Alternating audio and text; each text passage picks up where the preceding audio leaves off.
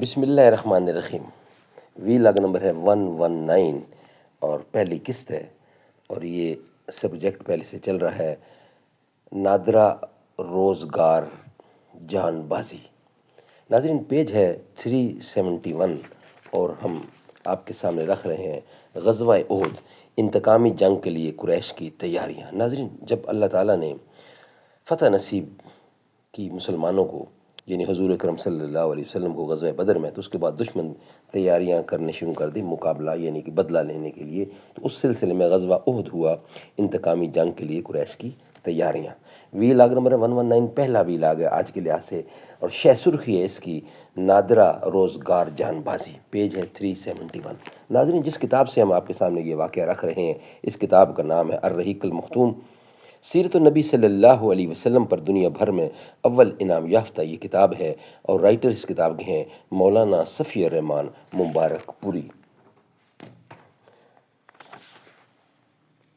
مسجد تو بنا دی شب بھر میں ایمان کی حرارت والوں نے، من اپنا پرانا پاپی ہے برسوں سے نمازی بن نہ سکا۔ حضرت سہل بن حنیف بھی بڑے جان باز تیر انداز تھے۔ انہوں نے رسول اللہ صلی اللہ علیہ وسلم سے موت پر بیعت کی، اور اس کے بعد مشرکین کو نہایت زور شور سے دفع کیا۔ رسول اللہ صلی اللہ علیہ وسلم خود بھی تیر چلا رہے تھے، چنانچہ حضرت قتادہ بن نعمان کی روایت ہے کہ رسول اللہ صلی اللہ علیہ وسلم نے اپنی کمان سے اتنے تیر چلائے کہ اس کا کنارہ ٹوٹ گیا۔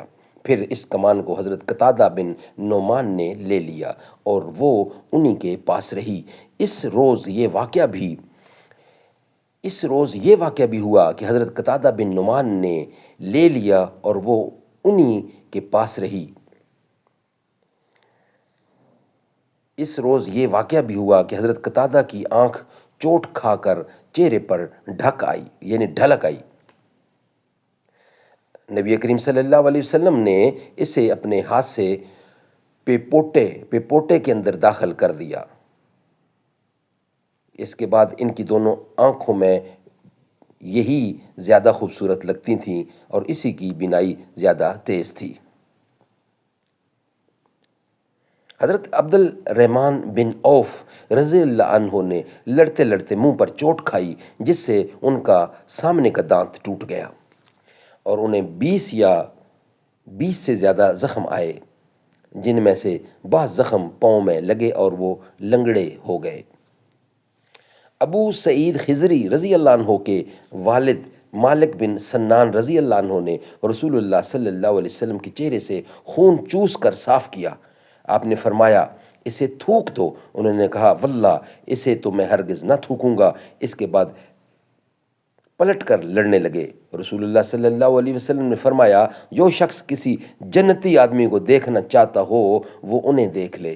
اس کے بعد وہ لڑتے لڑتے شہید ہو گئے۔ ایک نادر کارنامہ خاتون صحابیہ حضرت ام عمارہ نصیبہ بنت کہب رضی اللہ عنہ نے انجام دیا۔ وہ چند مسلمانوں کے درمیان لڑتی ہوئی ابن کمع کے سامنے آ گئیں۔ ابن کمع نے ان کے کندھے پر ایسی تلوار ماری کہ گہرا زخم ہو گیا۔ انہوں نے بھی ابن کمع کو اپنی تلوار کی کئی ضربیں لگائیں، لیکن کم بخت 2 زرہیں پہنے ہوئے تھا، اس لیے بچ گیا۔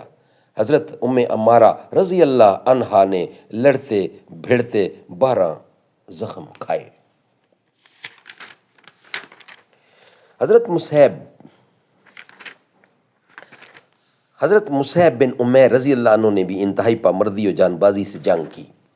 وہ رسول اللہ صلی اللہ علیہ وسلم سے ابن کمع اور اس کے ساتھیوں کے پے در پہ حملوں کا دفاع کر رہے تھے۔ انہی کے ہاتھ میں اسلامی لشکر کا پھریرا تھا۔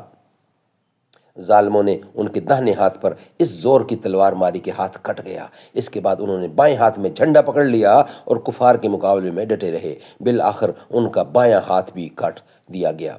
اس کے بعد انہوں نے جھنڈے پر گھٹنے ٹیک کر اسے سینے اور گردن کے سہارے لہرائے رکھا اور اسی حالت میں جام شہادت نوش فرما دیا۔ ان کا قاتل ابن کمہ تھا، وہ سمجھ رہا تھا کہ یہ محمد ہیں کیونکہ حضرت مصعب بن عمیر آپ کے ہم شکل تھے۔ چنانچہ وہ حضرت مصعب کو شہید کر کے مشرکین کی طرف واپس چلا گیا اور چلا چلا کر اعلان کیا گیا کہ محمد قتل کر دیے گئے، حالانکہ ایسے نہیں تھا۔ ناظرین، یہ ویلاگ ہمارا کمپلیٹ ہوا۔ انشاءاللہ نیکسٹ ویلاگ جس کا ہیڈنگ ہے نبی اکرم صلی اللہ علیہ وسلم کی شہادت کی خبر اور معرکے پر اس کا اثر، جھوٹی افواہ کیسے اثر انداز ہوئی۔